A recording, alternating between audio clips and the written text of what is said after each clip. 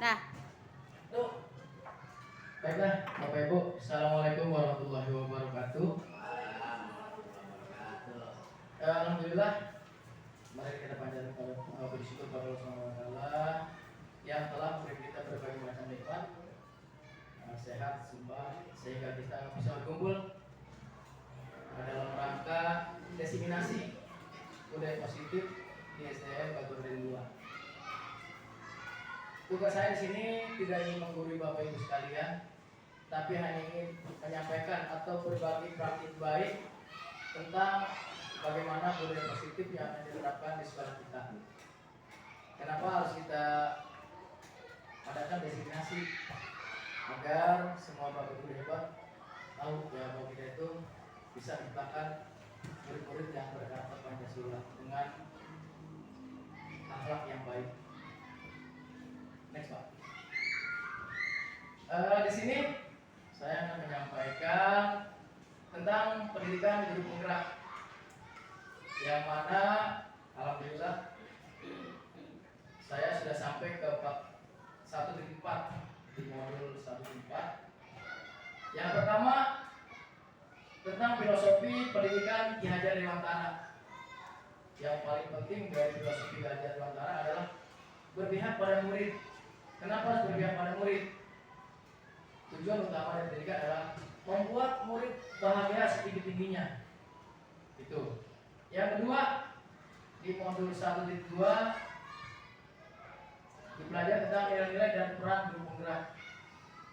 Yang mana nilai guru penggerak itu ada 5. Yang pertama masih berkorelasi dengan filosofi Hajar Dewantara, yaitu berpihak pada murid. Yang kedua, reflektif. Yang ketiga, inovatif. Yang keempat, kolaboratif. Dan yang kelima, mandiri. Nah, ini adalah nilai-nilai yang harus kita miliki Bapak Ibu guru semua ya. Jadi bukan hanya guru penggerak, kita semua sebagai pendidik harus mempunyai nilai sebagai guru, yaitu berpihak pada murid, reflektif, inovatif, kolaboratif, dan mandiri. Selain mempunyai nilai guru penggerak juga mempunyai peran.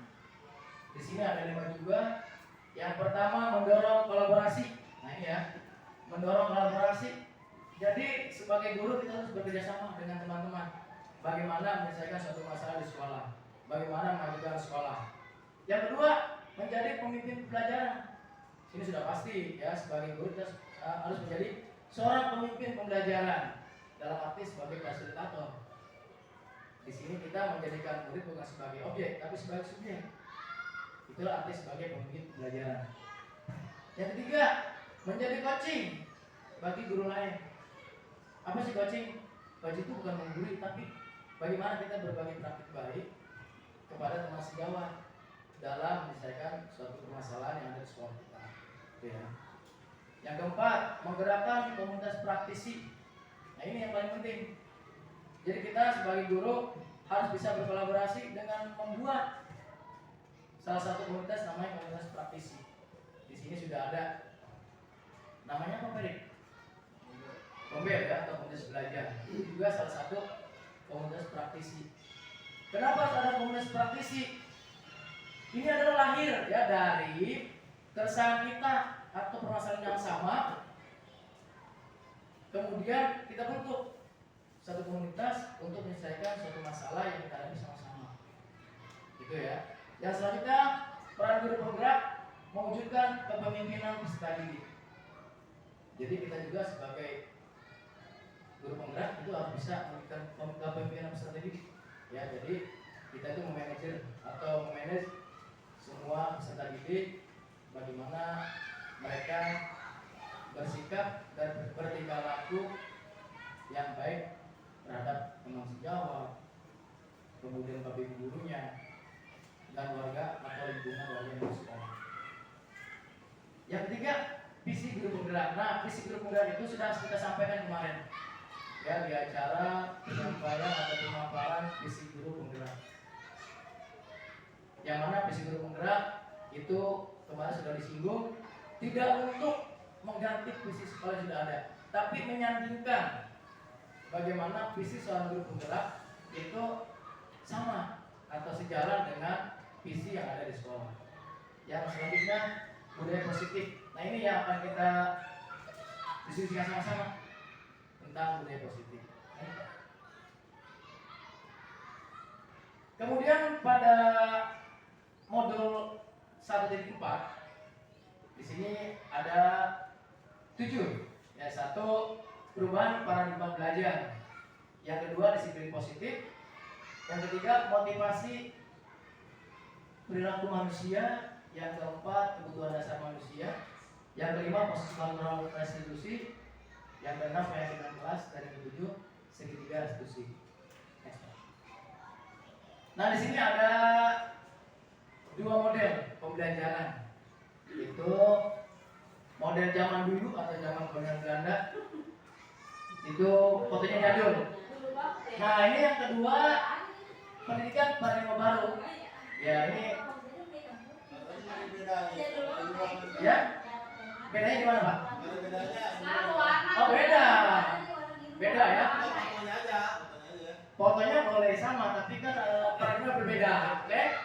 Kenapa berbeda? Zaman dulu itu yang sekolah-sekolah khusus itu hanya untuk pegawai atau orang tertentu saja. Sementara kita sebagai rakyat diajarin hanya baca, tulis, berhitung, itu pun seadanya. Nah beda nih sama yang sekarang, pendidikan paradigma baru. Jadi pendidikan itu berpusat pada murid. Kenapa kita harus mengapa murid? Agar mereka mencapai kebahagiaan lahir dan batin yang setinggi-tingginya. Jadi kalau murid itu sudah bahagia, enak tuh kita mengajarnya. Itu ya. Jadi sekali lagi sangat beda pendidikan zaman dulu dengan sekarang. Yang dulu itu dikhususkan untuk para bangsawan atau orang-orang tertentu saja, sementara untuk saat ini harus berpihak pada murid. Semua berkesempatan mendapatkan pendidikan. Nah, cepat. Kemudian apa sih pendidikan paradigma baru? Nah, sini ada yang bertulisan merah tuh, ya. Pembelajaran paradigma baru atau kurikulum merdeka merupakan pembelajaran yang berorientasi pada penguatan kompetensi dan pengembangan karakter yang sesuai dengan dimensi profil pelajar Pancasila. Kurikulum merdeka juga memastikan bahwa praktik pembelajaran yang dilakukan di sekolah benar-benar berpusat pada siswa atau student center, yang mana setiap siswa dipastikan melakukan kegiatan belajar yang sesuai dengan kebutuhan dan tahap perkembangannya. Jadi di paradigma pendidikan baru ini kembali lagi kita temukan kata berpihak pada murid. Nah tadi paradigma pendidikan baru itu bertujuan menciptakan siswa yang berkarakter profil pelajar Pancasila. Ini juga baru sudah kita bahas di visi sekolah kita. Apa itu profil pelajar Pancasila? Di sini ada 6 dimensi. Yang pertama tentunya beriman, bertakwa kepada Tuhan Yang Maha Esa dan berakhlak mulia. Yang kedua berkebinekaan global. Yang ketiga bergotong royong. Yang keempat kreatif. Kelima bernalar kritis dan keenam mandiri. Ini adalah tujuan yang sangat mulia ya dari paradigma pendidikan yang baru. Kenapa? Ya, setiap manusia ya diharapkan mempunyai iman dan bertakwa. Yang kedua berkebinekaan global. Kita tuh jangan ketinggalan zaman ya. Jadi kita tuh sekarang sudah pintar-pintar Bapak Ibu ya. Bahkan mungkin lebih pintar daripada kita ya. Mereka itu sudah pintar-pintar. Karena sekarang internet itu sudah masuk ke dalam rumah atau ke dalam kamar-kamar. Tidak di luar saja ya. Yang ketiga bergotong royong. Kenapa harus bergotong royong? Disinilah dibangun satu dimensi kebersamaan ya. Karena kalau sudah bersama itu setiap permasalahan, setiap pekerjaan akan cepat selesai dikerjakan. Yang keempat kreatif ya. Jadi kita mengharapkan murid itu yang kreatif, bisa menciptakan inovasi-inovasi terbaru di bidang pendidikan, kemudian di bidang yang lainnya. Jadi jangan murid saya kreatif, kita juga sebagai guru dituntut harus kreatif. Tapi nggak setiap juga harus kreatif. Itu saya mengutip dari pernyataan Pak Deddy Yusuf. Ya katanya bingung juga kalau kreatif tiap hari, gitu ya. Selanjutnya bernalar kritis. Nah ini jadi siswa kita itu diharapkan ketika menghadapi satu permasalahan bisa ya, bisa masuk satu masalah dengan tepat dan mengena pada masalah yang dihadapi atau masalah yang akan diselesaikan. Yang terakhir mandiri. Ini adalah tujuan yang paling bagus juga, ya. Kenapa? Karena semua rangkaian profil Pancasila diharapkan nanti mandiri. Jadi mereka itu bisa ya berkarya, berkreatif dengan hasil sendiri. Lanjut Pak. Kemudian disiplin positif. Ini yang akan kita disiplin sama-sama Bapak Ibu ya. Ki Hajar Dewantara menyatakan bahwa untuk mewujud murid yang merdeka, mereka harus memiliki disiplin yang kuat yang berasal dari dirinya sendiri atau berasal dari luar diri. Ini yang disebut dengan motivasi intrinsik atau motivasi yang dari dalam. Kedua, bahwa murid yang memiliki disiplin positif akan memiliki motivasi internal yang tinggi dalam menguasai diri untuk melakukan tindakan yang sesuai dengan nilai-nilai kebajikan bersama. Sebagai pendidik, tugas kita adalah membimbing siswa untuk memiliki disiplin diri yang berasal dari dirinya sendiri. Jadi itu Bu ya. Jadi nanti ada motivasi diri. Insya Allah dengan mempunyai disiplin, mereka akan melakukan sesuatu itu dengan tepat, cermat, ya, jadi tidak malu. Lanjut Pak. Kemudian apa sih disiplin positif? Ya, disiplin positif merupakan salah satu cara penerapan disiplin yang bertujuan untuk menumbuhkan kesadaran, ya, serta memberdayakan anak untuk melakukan sesuatu tanpa sokongan, ancaman maupun hukuman. Kemudian disiplin positif membuat anak mengerti bahwa ketika ia merapikan kelas, contohnya ini, maka ia akan merasa nyaman, bukan karena dihukum oleh guru jika tidak melakukannya, atau karena ingin mendapat pujian.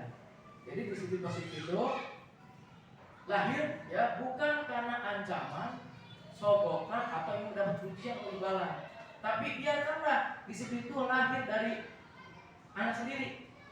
Ya, jadi jangan sampai murid kita melakukan disiplin itu karena takut dapat hukuman ketika tidak melaksanakan, atau ingin dipuji atau ingin mendapatkan imbalan ketika dia melakukan kedisiplinan. Lanjut Pak. Di sini ada dua jenis motivasi perilaku manusia. Satu, next Pak. Nah, ini motivasi ekstrinsik. Ada motivasi yang berasal dari luar. Motivasi ekstrinsik adalah motivasi yang muncul karena adanya keinginan untuk mendapatkan imbalan atau hadiah. Imbalan atau hadiah ini bisa berupa pujian, penghargaan, kemudian uang atau barang tertentu. Selain itu, melakukan suatu kegiatan dengan maksud menghindari hukuman yang termasuk dalam motivasi ekstrinsik. Jadi, ini adalah motivasi dari luar. Jadi jangan sampai murid kita melakukan disiplin positif atau hal-hal yang baik karena takut atau karena ingin mendapat pujian. Seperti itu Bapak Ibu Guru. Ya, jadi jangan sampai mereka itu melakukan salah satu disiplin perbuatan yang baik tapi ingin mendapatkan pujian atau mau melakukan sesuatu karena paksaan atau takut dihukum. Bukan seperti itu disiplin, tapi biarkan mereka yang melakukan sesuatu itu dengan kesadaran sendiri yang lahir dari dalam diri sendiri. Lanjut Pak. Nah, ini adalah motivasi intrinsik atau motivasi semangat yang datang dari dalam diri sendiri.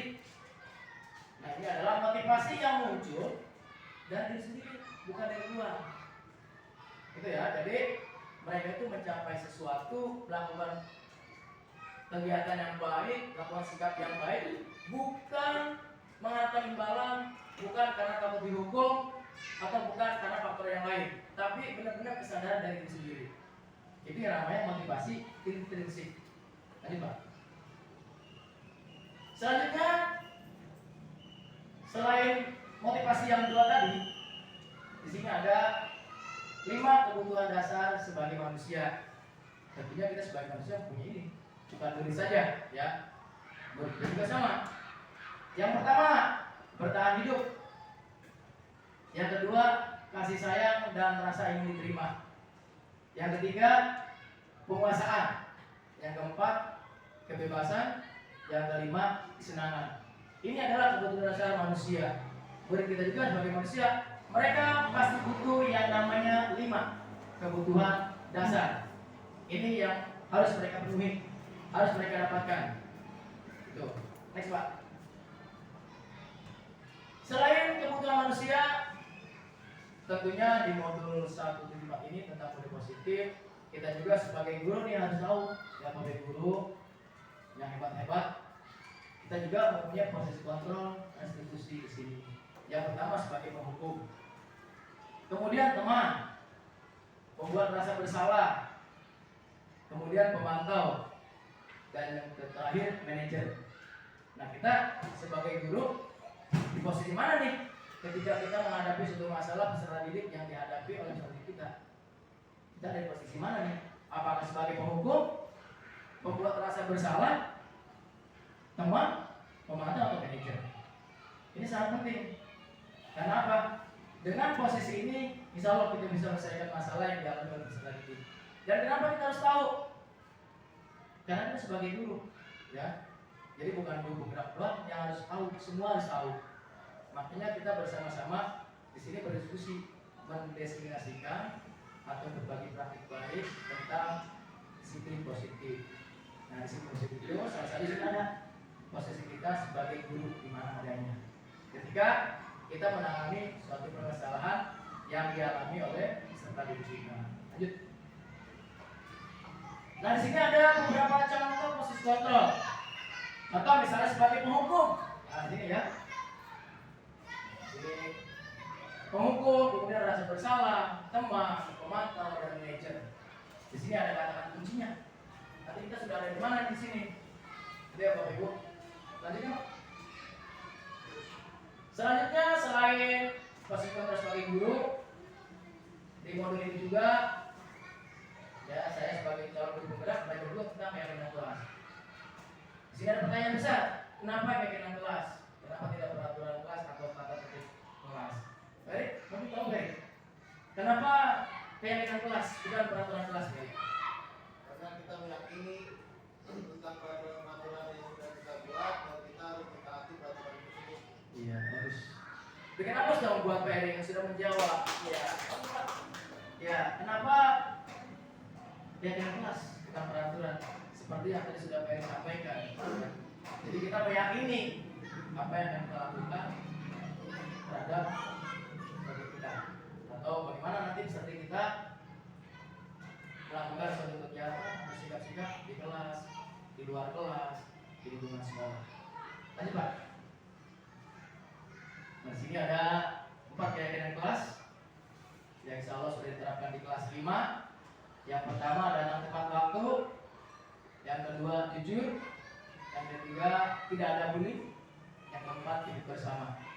Lanjut Pak. Ini adalah 3 tahapan segera restitusi. Ya, jadi 3 tahapan ini harus kita miliki, harus kita pahami. Untuk apa? Untuk menyelesaikan suatu permasalahan yang dihadapi anak didik kita. Tapi ya tidak semua bisa diselesaikan dengan segitiga restitusi. Misalnya contohnya sudah kekerasan verbal, ya itu tidak bisa ditangani dengan segitiga restitusi. Di sini ada 3 tahap. Yang pertama, menstabilkan identitas. Jadi setiap orang itu pasti pernah melakukan kesalahan, ya. Jadi gimana ketika murid kita bersalah, ya kita ajak ngobrol baik-baik. Itu. Kemudian kita yakinkan, ya dengan kamu saja yang pernah bersalah. Mungkin orang lain juga pasti pernah seperti kamu. Itu namanya menstabilkan identitas. Yang kedua, validasi tindakan yang salah. Jadi kita jangan langsung menjudge anak nih. Misalnya datang terlambat, langsung kamu datang terlambat, kamu begini-begini, bukan. Tapi kita tanya dulu, ya, mengapa kamu datang terlambat? Alasannya apa? Tuh, yang ketiga, menanyakan keyakinan. Kira-kira setelah kamu melakukan hal ini, apa sih solusi yang kamu tawarkan biar kamu nggak datang terlambat lagi? Seperti itu. Contoh tahapan-tahapan segitiga restitusi. Jadi sebagai guru kita diharapkan bisa melakukan 3 posisi segitiga restitusi. Untuk apa? Agar kita bisa menyelesaikan permasalahan peserta didik kita tidak menjadi seorang penghukum, tapi kita menjadi guru yang tahu akan kebutuhan murid. Nah, ini contoh penerapan segitiga restitusi. Ya, jadi ketika seorang siswa kita melakukan satu kesalahan, saya sebagai wali kelasnya memanggil ke kantor, tidak langsung menghukum anak di depan teman-temannya, tapi saya menggunakan segitiga restitusi. Ya, jadi kita menanyakan dulu alasannya kenapa, kemudian kira-kira apa yang dilanggar, kemudian apa sih solusinya yang bisa anak tawarkan ketika dia melakukan satu kesalahan. Bukan kita yang mengajari mereka untuk berbuat apa. Suaranya sengaja nggak dengar. Kemudian ini ada testimoni atau tanggapan dari murid ya yang sudah melakukan segitiga restitusi.